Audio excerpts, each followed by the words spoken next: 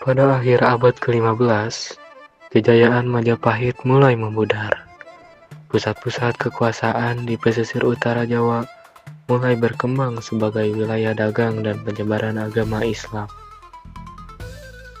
Di tengah kekacauan politik yang melanda di Majapahit, seorang bangsawan keturunan campuran Tionghoa dan Jawa bernama Raden Patah mulai muncul sebagai sosok penting. Ia adalah anak dari seorang putri Majapahit yang memeluk Islam. Sekitar tahun 1478, Raden Patah mendirikan Kesultanan Demak di pesisir utara Jawa, tepatnya di wilayah yang kini menjadi bagian dari Kabupaten Demak, Jawa Tengah. Ia memanfaatkan posisinya sebagai penguasa wilayah niaga untuk memperluas pengaruh Islam dan menyatukan para ulama serta saudagar.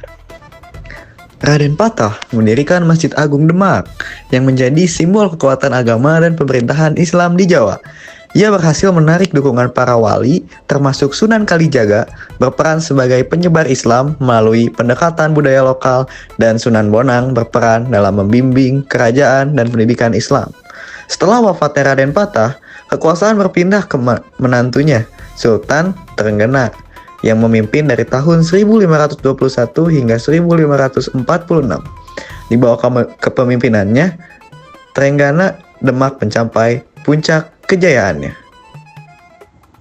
Trenggana memperluas wilayah kekuasaan hingga ke Jawa Tengah dan Jawa Timur, menaklukkan daerah-daerah yang masih berada di bawah pengaruh Hindu seperti Kadiren, Majapahit, dan Blambangan.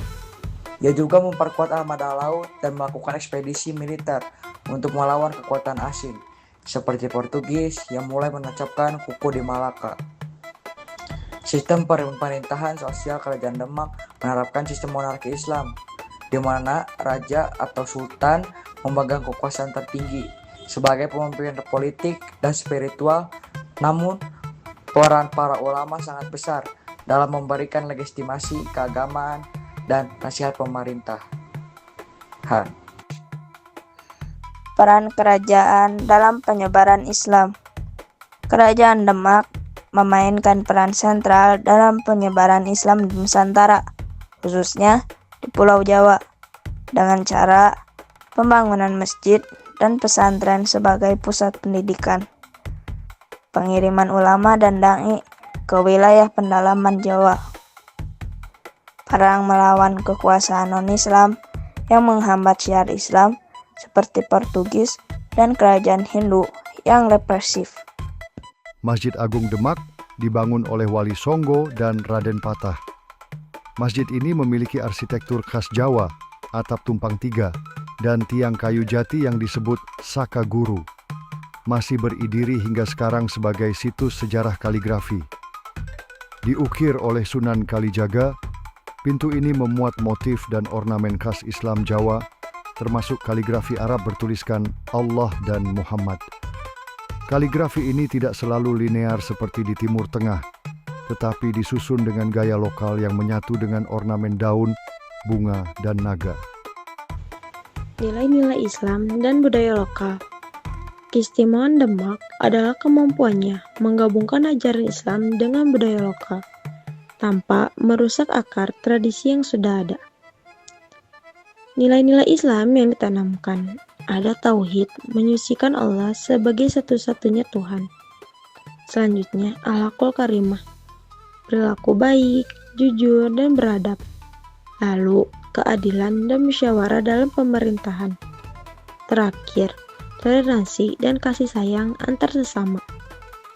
Integrasi budaya lokal.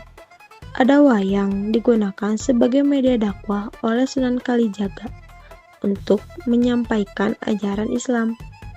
Selanjutnya, gamelan dan tepang Jawa digunakan untuk menyampaikan pesan keagamaan.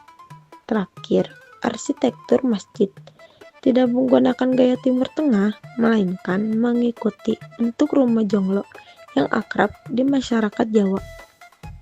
Demak menjadi bukti bahwa Islam bisa berkembang tanpa kekerasan, melainkan dengan pendekatan budaya dan akhlak.